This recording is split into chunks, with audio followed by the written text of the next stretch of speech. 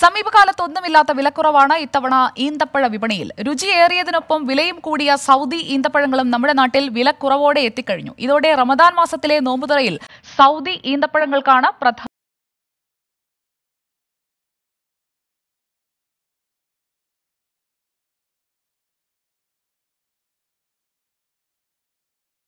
രൂപത്തിലും രുചിയിലും ഈന്തപ്പഴങ്ങൾ ഗൾഫ് നാടുകൾ കടന്ന് കേരളത്തിലെത്താറുണ്ട്.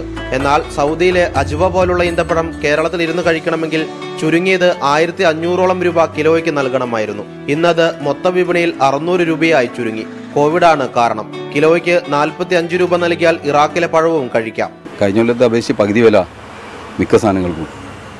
കച്ചവടം കൂടുതൽ നടക്കുന്നുണ്ട്. കാരണം സൗദിക്ക് വില കുറഞ്ഞതിനെ കൊണ്ട് കൂടുതൽ ഡിമാൻഡ് സൗദിക്കാണ്. ശുക്രി പഴങ്ങളാണ് ജാസ്തി പോകുന്നത്. ഇറാൻ, ഇറാഖ്, ഒമാൻ, ജോർദാൻ തുടങ്ങി ഈന്തപ്പഴം വിളയുന്ന നാട്ടിൽ നിന്നെല്ലാം കേരള വിപണിയിൽ പഴം എത്താറുണ്ട്. ഉണങ്ങിയതിനേക്കാൾ ഡിമാൻഡ് പഴുത്തതിനാണ്.